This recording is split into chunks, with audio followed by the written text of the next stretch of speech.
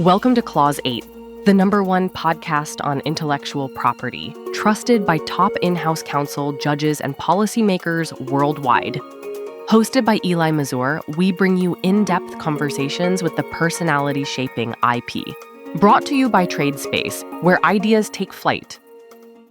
Hi, Jim. Great to have you on the Clause 8 podcast. We're glad to start the season with you in our brand new studio, and you're in Charleston, South Carolina. Me and Jim, we first met at the Eagle Forum.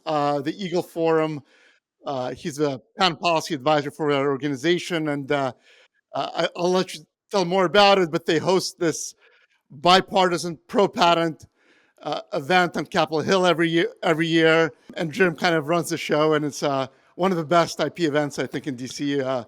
Very fun, and you meet all kinds of people. So that's how Jim and I met.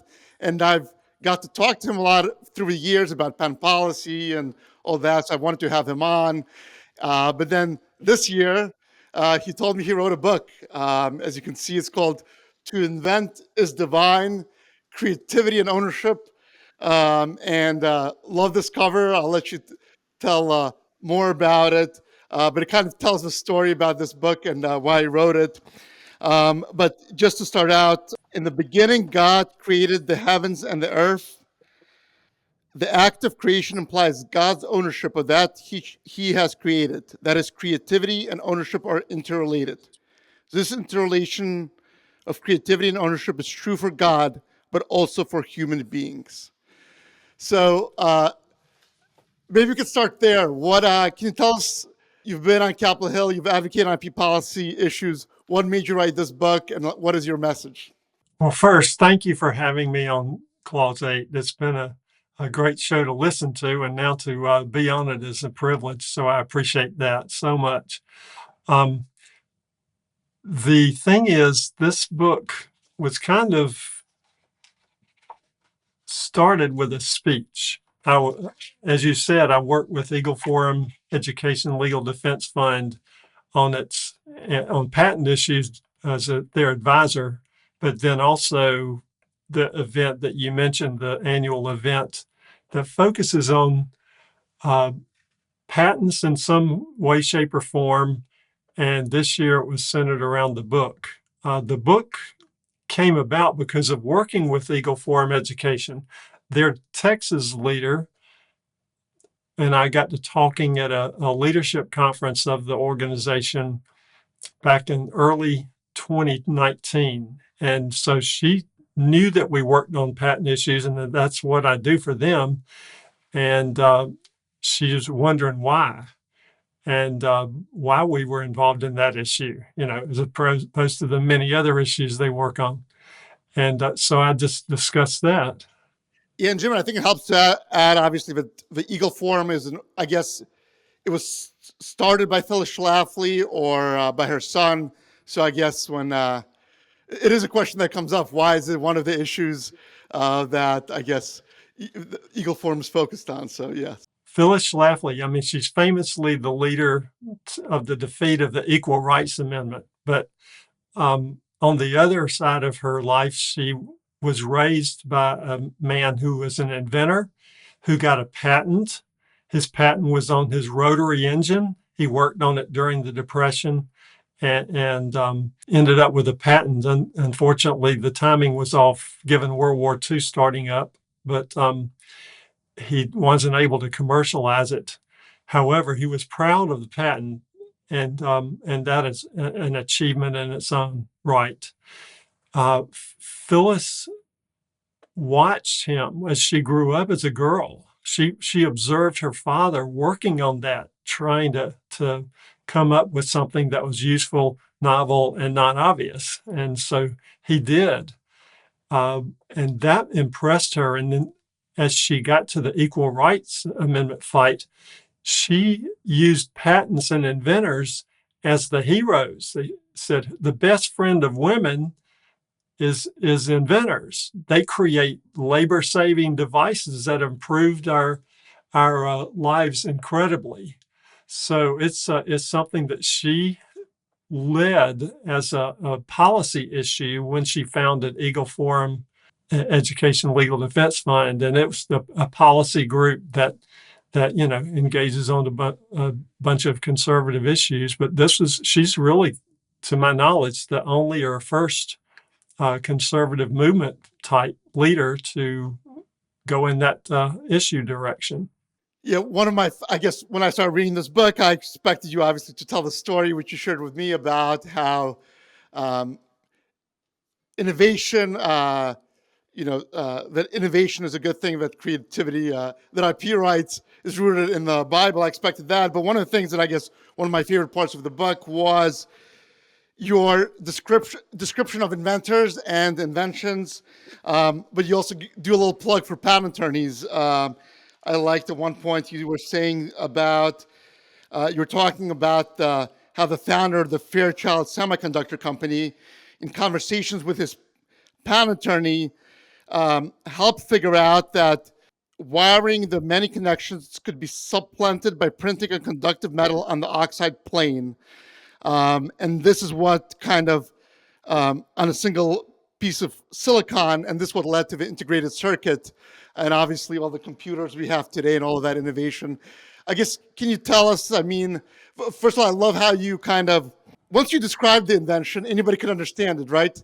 And that's cool. But I guess my two questions is, why did you choose to include that in the book? These stories about these inventions, about this, about the story about Qualcomm and about other companies and Thomas Edison and so forth. And also, I think it's a skill you have that you're able to distill these inventions so simply, but what does it say that some of the greatest inventions are like, hey, if you think about it, in fact, well, you just put it one material with the other material and it worked. I guess what's your takeaway from that? Well, I put the inventor stories, a vast array of them, and briefly, but covering everybody from Edison to Noyce and Jack Kilby to, you're right. The many of them are famous names. Some of them are not, but some are very impressive. Like Susie Armstrong, who's the inventor of putting the internet on your cell phone for Qualcomm. So she did something that has affected many billions of lives. So I put those in there because I wanted it to be something of a policy book, but not a policy book. I wanted it to be approachable, understandable, enjoyable by a broad audience. Some of them might be Christians who are just interested in technology or in innovation. Some of them might be engaged in IP law, as you pointed to. Some might be inventors, and I wanted it to have something for a breadth of types of folks coming from all walks of life and even all religions. It's grounded in Judeo-Christian scripture and in my Christian faith, understanding that, but to try to put it together in a way that it's meaningful and approachable and encouraging, really, to people of any or no faiths. Yeah, obviously, I think I think it's pretty simple to the message about creativity, about how that's in God created the earth. It's not hard to take away there. I found your argument about the ownership, I guess, more interesting, but I guess going back to creativity, you're right that, and I guess I never thought about it, because when we think of Adam's punishment from being banished from the Garden of Eden, at least I maybe wrongly think that now he had to work afterwards. That's kind of like what we had to do. But you discuss in the book that actually when God created the earth, God created Adam, it's, you say he gave him the power to be creative, to be creative at that point, and he probably took pleasure from that creativity. and then God as well. We don't pay God licensing fees for His creation. So I guess my question to you: I understand your message about humans are driven to be creative. God obviously created the earth, but why ownership? Why do we need to? Why can't we just gift all our creations to everybody else? Well, very interesting question. Often asked.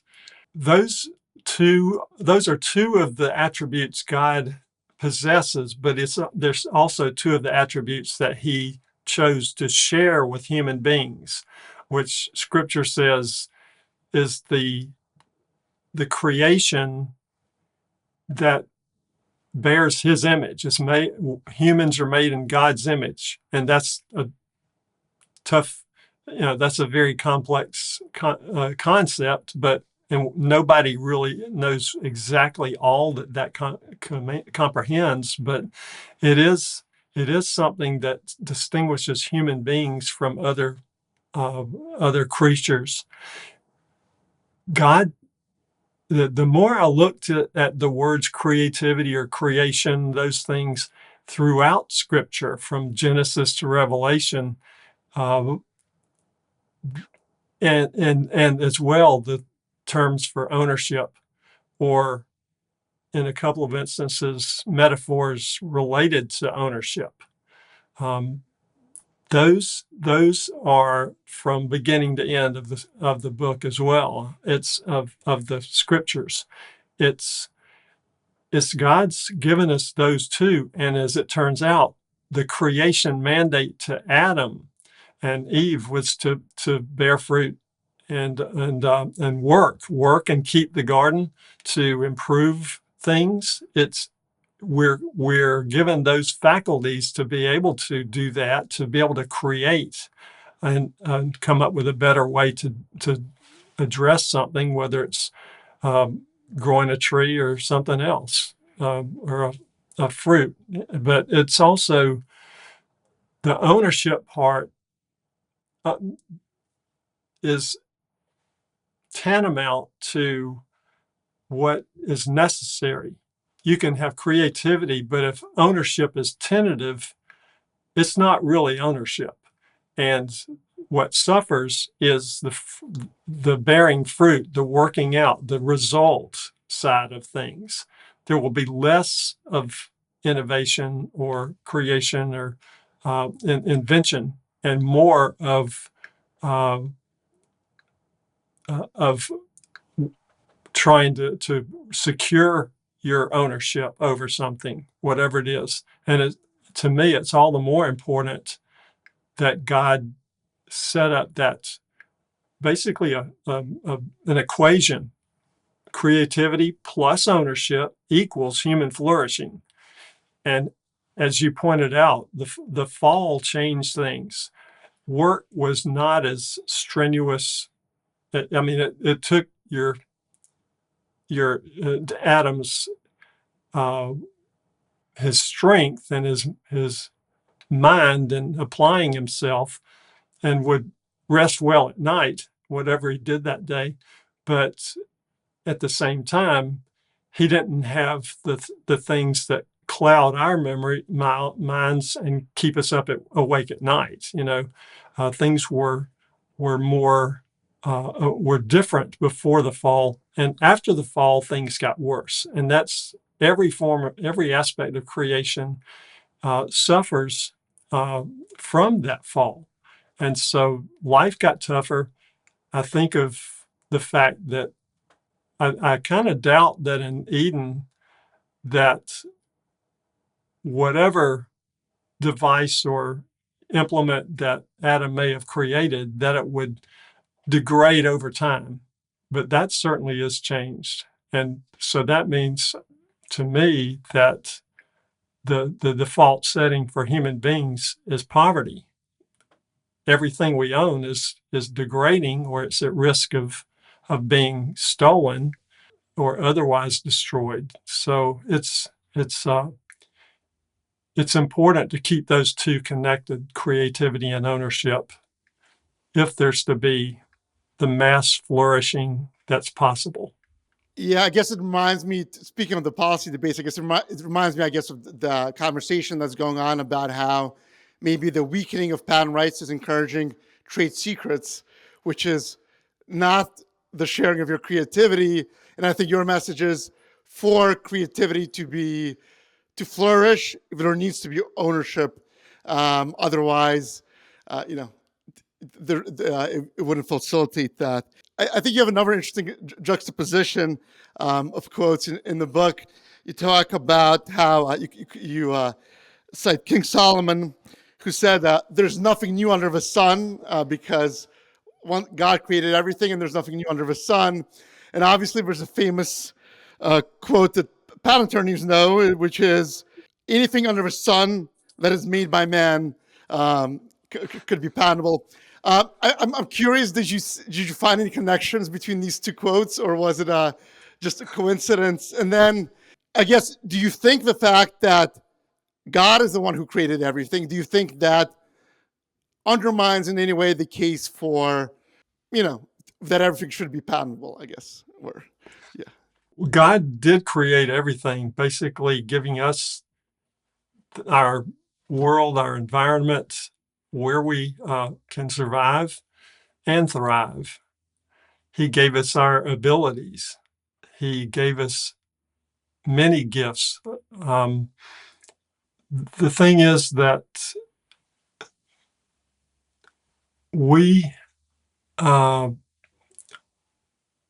do have the ability to make things out of what he makes, but he makes things by speaking them into existence. I don't think any inventor has achieved that just yet. The ability to speak things into existence from nothing doesn't work for us.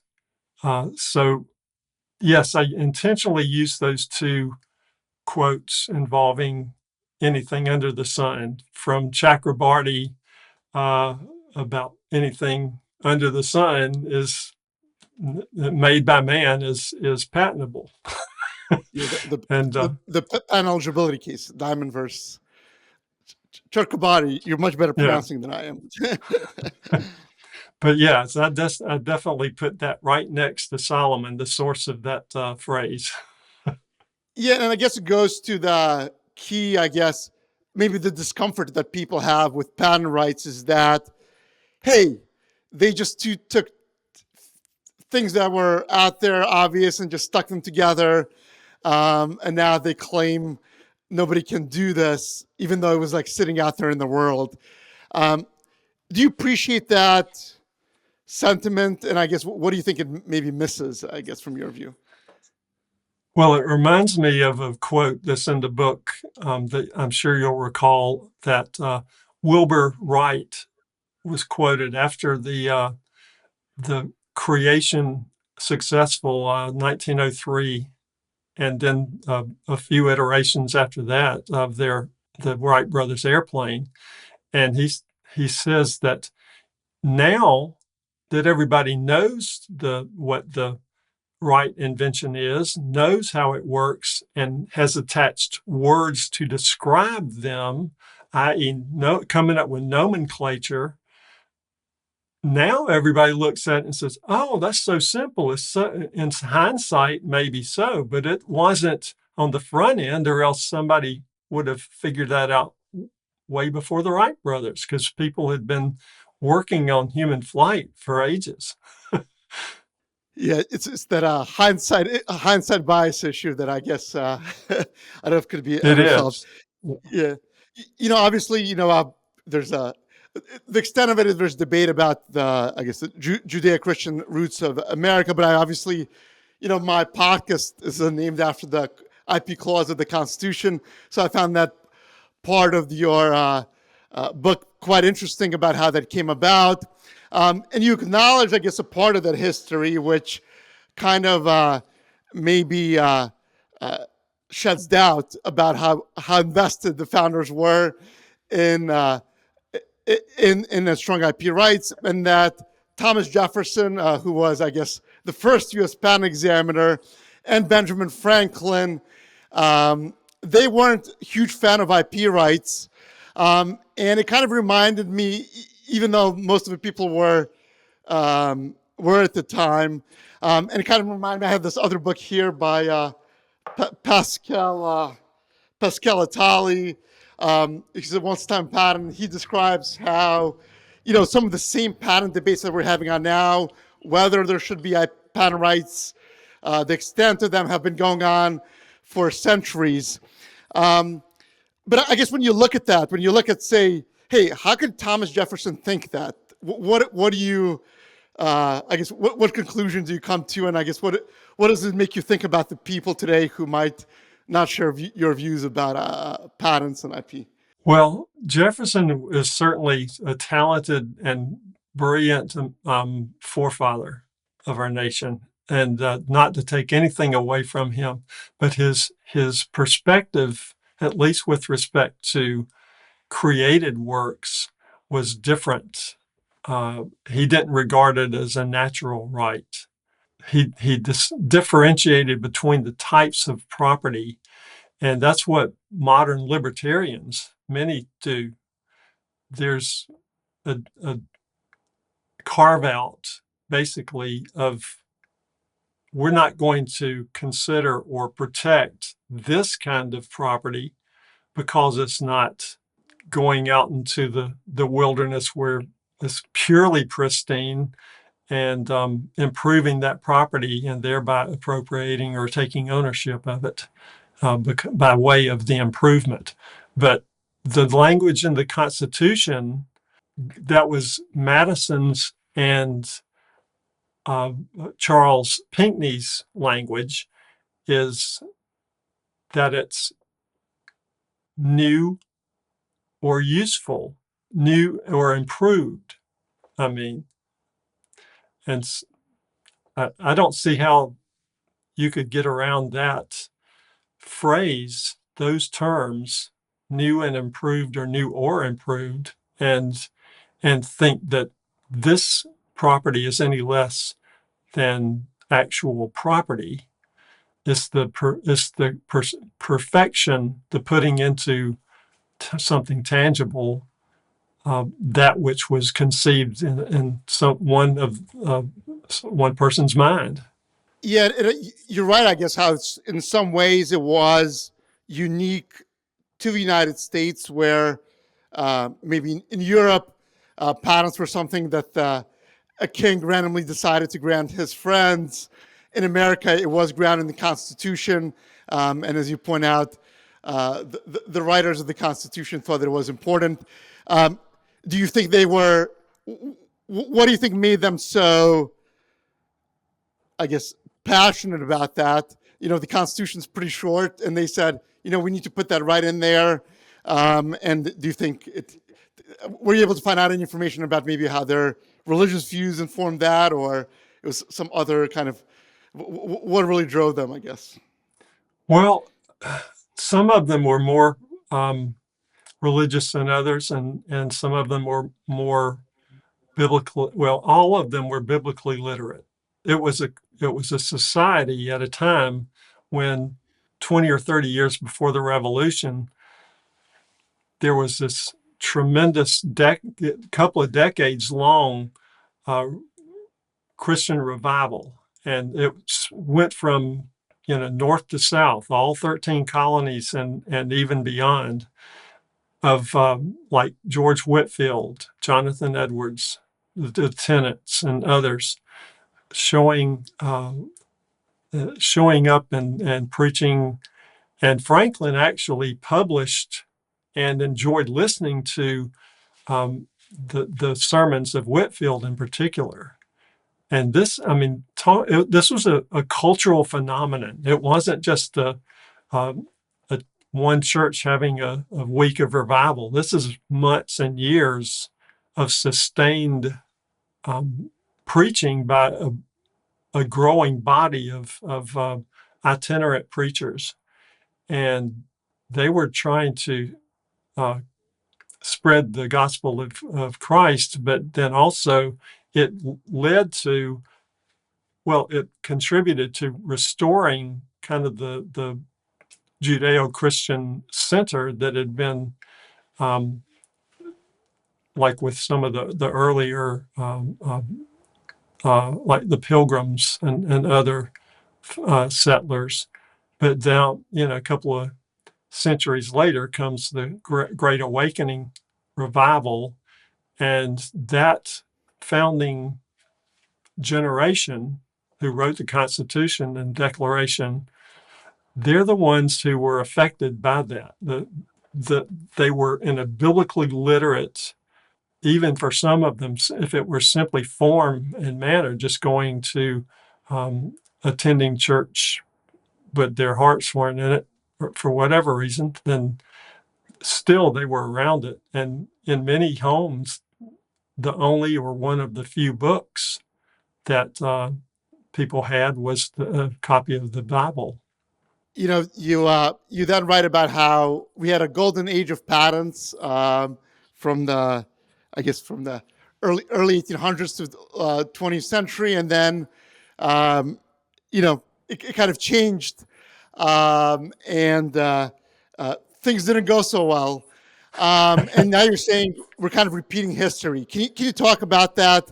What is that cycle, and how are we repeating history? And what are the parallels that you're seeing, I guess?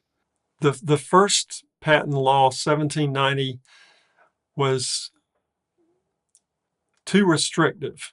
The second patent law, 1793, was too loose. So 1836 law was the one that kind of formalized things. And right down on F Street in Chinatown of Washington, D.C. is where the building is. It's now Smithsonian Building, but that was built expressly to be the U.S. Patent Office.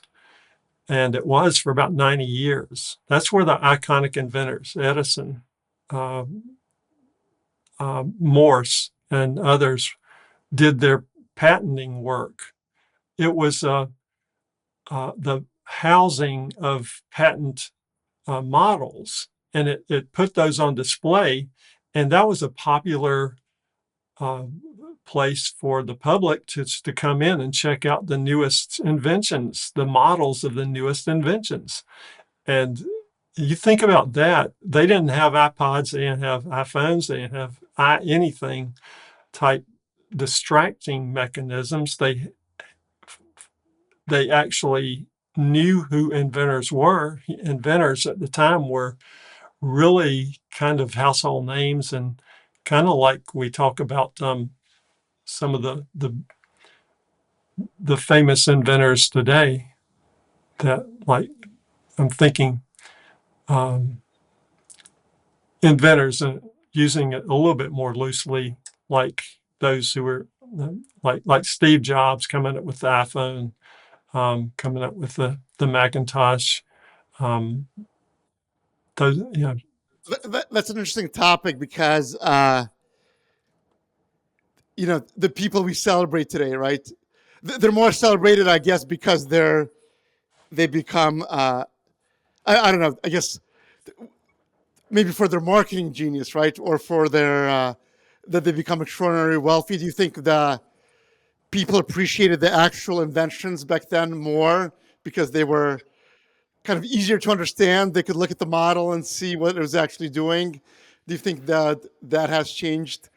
I don't know about that, because, I mean, as a practical matter, how many people actually got to Washington from across the country at a time when the country's growing to actually go in the patent building? It was probably a fairly small number, but there were, I'm sure, a lot of broadly read newspaper articles and magazine articles, and those things would be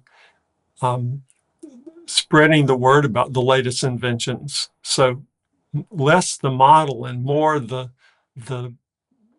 news about the who's doing what. And I mean, there's I guess I meant less model, but I meant more of celebrating the act of inventing something specific. yes, because it changed their lives. The telegraph, as it became commercialized and adopted more widely, I mean, that profoundly changed communications. just as a for instance. Samuel Morse in the Capitol Dome, you've seen up there the frieze at the very top beneath the Capitol Dome, and is George Washington's apotheosis. And if you look up in there, right at George Washington's feet, is Samuel Morse. I forgot the name of the artist who painted that frieze, but I mean, he put Samuel Morse, an inventor and artist, Yeah. by the way, pictured in there. Yeah, that is interesting. Yeah. So obviously, there's a celebration of inventors. It changed, and I guess you see parallels to what's happening in modern times. Can you tell us about that? I guess. In the progressive era, the early part of the 19th century was when there was a movement to regulate, and it built up government and empowered government, and especially with respect to creating antitrust laws. I'm not against antitrust laws, but I am against the wrongly applied enforcement of antitrust laws, and especially with respect to its crossing paths with invention and creativity. So we're seeing that happening, the strengthening of antitrust to the detriment, as Jonathan the big still, Jonathan, golly, can't think of his name. Jonathan Barnett. Barnett, yes, thank you. I mean, he catalogs, and I cite his work in the book about how the antitrust laws were enforced over the first 60 or so years of their existence, and it was detrimental to access to capital for new entrants, people with the know-how or the ability to invent and patent, but then they would be unable to take on the favored few, the large companies that were incumbent government contractors. And that was enabled because the government could control them and liked and appreciated having a handful that they could turn to, but they did impose restrictions, mandatory licensing, and all kinds of aggressive requirements that diminished overall invention and shut out the little guy. Back in the golden age of inventing in America that we were just discussing, when all the various inventors who came, most of them came from very modest backgrounds. They didn't start out rich, but their inventions were valuable enough that they became wealthy as a result. And that was really hindered the entrance of new inventors, at least at that level of inventors. And we're back there, getting close. So I definitely want to talk about what's going on today with you. Obviously, that's kind of your what you focus on day to day. Reading your book and listening to you, you think, and this is I'm asking this because obviously I think this is the world you're most familiar with. You'd say, hey, every conservative Republican should be pro IP rights, pro patent rights, because of everything that you've talked about today. But actually, if you look on Capitol Hill, where you got your start and where you kind of still educate people, there's a wide variety of views. People you think as quote unquote conservative Republicans are mostly concerned about patent trolls and so forth. Why do you think it is? How do we get to this point? I think just the combination of things beginning around 1990, the fall of the Berlin Wall and the opening of the communist Russian East and its satellites in the Soviet Union. I mean, I'm not saying that's a bad thing, but it did change the way that businesses could be conducting business. And so it opened, and that led to opening up China as well. And China's moving toward large scale manufacturing and other things. And so IP became important, at least the inventions, not that they'd respect the IP necessarily, but that became very important piece of China's growth, expansion economically. The way businesses thought that large businesses, internationally oriented businesses, thought that by doing business, commerce would open and expand their eyes to the benefits and appropriate adoption of free enterprise. And yet that hasn't really panned out. It's been kind of taken advantage of, but some well-meaning large international companies would promote policies that have kind of led to some of the weakening of respect for patents. But I guess, well, I guess my question is, is it because of these companies, I guess these large companies who might have, for business reasons, might support weaker patent rights? Is that why, I guess, a lot of because people you consider conservative Republicans have different views? Is that kind of what you... There are a lot of Republicans who are good on patent issues. From my perspective, they're for strong creativity plus ownership model of patent world, whether they believe it as a biblical position or otherwise. But if they understand that creativity and ownership together are necessary for flourishing. There's a different set who they hold many conservative positions on some issues, but on this one, for whatever reason, they don't. They view it as something that is not as worth respecting, and I don't get it. I don't understand that. Or they buy into, as you I think mentioned, the troll narrative. The patent troll narrative is something that, as you know, has been driven by the implementer community, the ones who need and have to license the patents in order to use the technology in their devices for their purposes. And they don't like doing that because it's a high input cost for them. So infringement first, and then you couple that with the weakening of patent rights through various court decisions and legislation, then it's something that, there's enough of truth to say that there are or were patent trolls.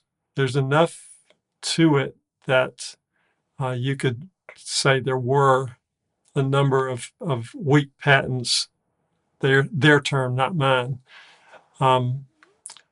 But that at the same time, the narrative is an extreme, gross exaggeration of what was either trolling or weak patents, but they've turned that into the received wisdom of the age, and people who otherwise should be thinking, accept it without question or without enough sufficient skepticism to overcome. To understand it's not all that it's being portrayed to have been. Yeah, I think I've shared this story on my podcast, but I've had very diverse experiences of meeting, I guess, members of Congress, Senate in different situations, and as soon as they find out I'm a patent attorney, the first thing they say is patent troll. And but hopefully your book can start changing that reaction. Um, I guess we start talking about, I guess, the Eagle Forum and the dinner you hold. And it's a conservative organization, but as I mentioned, it's a bipartisan dinner. I think you guys always make it a point to invite Democrats. Can you share why that is? Why, as a conservative organization, you as a lifelong conservative, why for that dinner do you invite Democrats? And I guess what is your thinking about the coalition, I guess, that shares your views on these issues?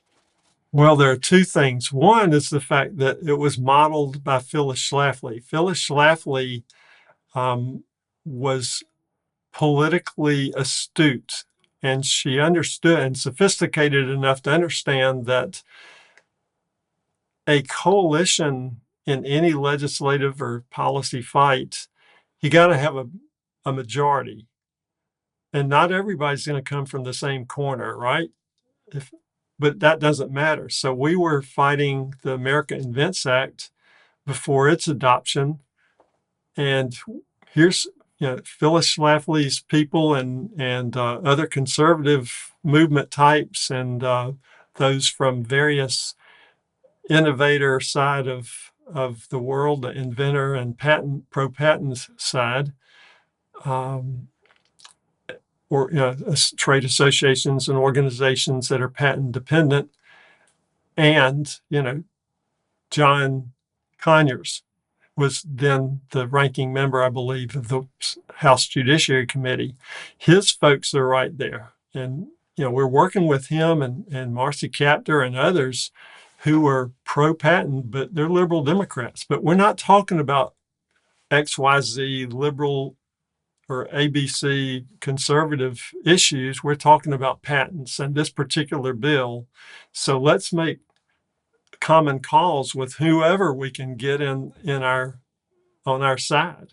And we fought valiantly and hard, but the others outmaneuvered us, and they outnumbered us. So we were massacred by giving way to the AIA in that process.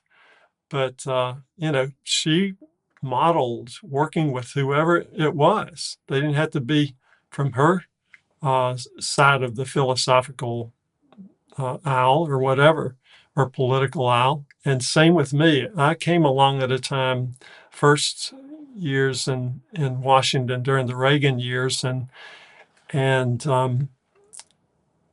I saw the members I worked for on Capitol Hill.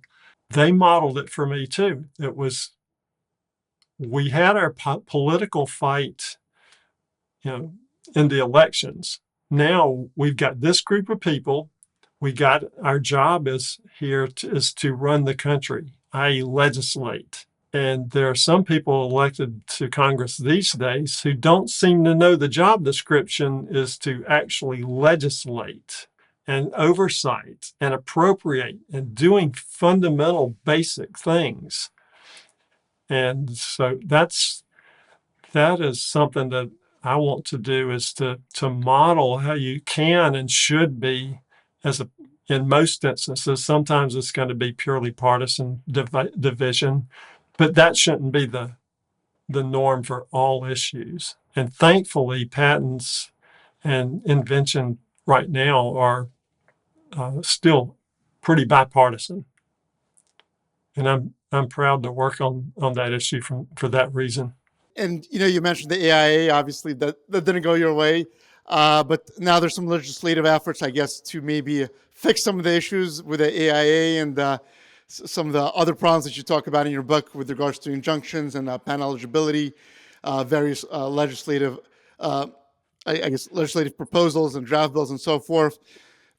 And I'm thinking of PREVAIL, PARA, Restore. I guess we're kind of in the beginning of this Congress, or maybe not that beginning. But I guess, what do you think? Where do you think those efforts stand? What do you think will kind of take to kind of get them over to the finish line? Well, I'm not going to put any money on a bet for any of them or all of them being passed by the end of the Congress. But I think there will be real progress. Look at the fact that at this point, this early in the 2-year cycle of this Congress, you've got 3 bills already introduced. The the Patent Eligibility Restoration Act, which would correct the uncertainty and cross currents of judicial rulings on patent eligibility. You've got the PREVAIL Act, which would basically put rules and constraints upon PTAB that are the same rules and constraints on federal district courts. So you'd get greater fairness and due process. Plus, you've got the Restore Patent Rights Act, which would correct eBay and the implementation of eBay's decision that has resulted in very difficult chances of faced in order to get an injunction after having proven validity and infringement of a patent. For 200 years, that wasn't really an issue. It's the norm. Courts understood that just like any other property right, it applied the same rule of an injunction. And further, it's just completely at odds with any legal or other kind of thinking to say, well, we're going to deny access to injunctive relief for patents, but only patents. Copyright still gets it. Other IP forms still have access to injunction. So it's out of step altogether to not have injunctive relief available for patent owners. One of the big champions of at least PARA and I think PREVAIL now was Senator Tom Tillis, who worked together with Democrat Senator Coons from Delaware. But Senator Tom Tillis, I guess, announced he's retiring. Are you concerned that the momentum will be lost? Do you think there's somebody ready to pick up the baton on the GOP side in the Senate? That's a good question. There's no doubt that Senator Tillis has invested himself mightily and highly beneficially for the cause of appropriate patent jurisprudence. He is going to be missed, no doubt, because nobody's been as devoted to him on the Republican side of the aisle, at least in the Senate. Will someone come and step up? Certainly somebody will. I mean, the fact is that there's a growing body of Republican senators who are coming to realize part of it's as a consequence of the competitiveness and innovation race with China, and the need to keep our outrunning the Chinese in multiple areas of technology, especially the emerging and critical technologies. And so, to their credit, there are people who are taking a really close look at what is going on in patent world and how it relates to those concerns. Anybody stand out to you, I guess, from that? I wouldn't want to put anybody on the spot, Okay. but they're probably 3 or 4. Yeah, I guess one interesting dynamic in the last Congress, I think PREVAIL at least went the furthest in terms of getting a vote in the committee and passing, but it was a narrow vote. And if you look at two of the members who voted against it, one was Senator Ted Cruz, and I guess he thought, I guess, it didn't go far enough. And then Senator Josh Hawley, he said that I guess he was concerned it would hurt generic drugs. And you work on these issues day to day, and then you see that vote taking place. I guess maybe is there any takeaway from that experience, from that vote, about what needs to be done to kind of make more progress and kind of move in the right direction in the future? Well, I think the Cruz and several other Republican senators who followed him on on PREVAIL at its markup, I think it was a unique set of circumstances, and he was taking a position for effect, and it wasn't necessarily with respect to not wanting to have the substance of PREVAIL to move forward or to be enacted even. I think that was unique circumstances. Yeah, and I guess maybe there's I'm sure you've seen it. I guess legislature's mature, so maybe this will provide opportunities for Senator Cruz.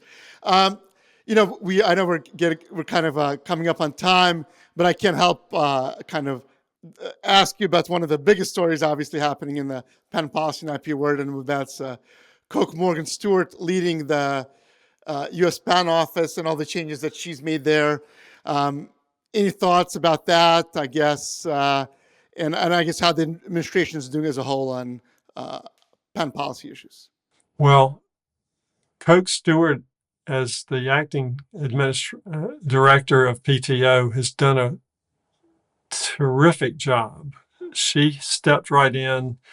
She's been close to Lutnick, who is actually, as you know, a patent owner and inventor himself. So he's not somebody who's just kind of taking things lying down. So to his credit, he's done a lot of great things to allow Coke Stewart to make some changes, and particularly I like the relief given on PTAB discretionary denials. That is important because she understands, and frankly, so do those who are big PTAB users and PTAB fans, that PTAB has become and is used as a weapon of efficient infringement or predatory infringement, pick your term. And she understands that there needs to be quiet title, and she's actually read the language of the statute, the AIA statute, that this isn't supposed to be something that is an open-ended vehicle to attack and eliminate patents willy-nilly throughout the entire life of the patent. It's supposed to be quiet title. This is supposed to be a short-term, one bite at the apple thing, and it's supposed to be cheaper, make things cheaper and faster and all of that. Well, ha ha ha, joke's on us if we buy that. So Coke Stewart has done a tremendous job. I'm so happy that she's there. I hope that she will, as the John Squires is confirmed eventually, I suppose, that she will have his ear and that he will recognize what she and Lutnick have done to make improvements, dramatic improvements, important improvements in a short time. And it needs to continue that direction. So all the praise to Coke Stewart. I think she's doing a fantastic job. Yeah. John Squires will definitely have big shoes to fill, and that's great advice to him about how to do that. We started talking about your book. We finished talking about what's going on today. And when I was reading it, I'm like, I really hope Eagle Forum has a plan to gift this book to maybe every new staff or new intern on Capitol Hill, as they as they rise through the ranks, they can maybe educate future legislatures about some of the lessons you teach here. But any final thoughts? Anything? I guess if you could talk to every member of Congress, every senator, anything that you would tell them, I guess, about patents, IP, the American story. I'd say read this book because this basically explains to you why creativity and ownership together, without question, that the two are connected and that property is property securely, that needs to happen if you want to have mass flourishing. Otherwise, it's not going to happen. Tentative rights of ownership are no rights of ownership. So it needs to be strong, reliable, enforceable. Well, Jim, thank you for joining Clause 8. Thank you for writing this book. I'll leave it right here. I'll definitely be recommending it to people. It's a great read. It's a great story. It's something I never actually thought about until Jim told me he was writing this book, and I was excited to read it. And by the way, we didn't get to talk about it, but I love the cover. It's amazing. I think just looking at it, you kind of you feel, yeah. Thank you so much for the compliments, and it's the, as you know, the fingers in the Sistine Chapel. Yes, Michelangelo's painting, and it's the divine spark, basically, that set forth invention and creativity and ownership. That's amazing. It's an amazing metaphor and an amazing, I guess, truth on its own, and the connection to the story you're to tell.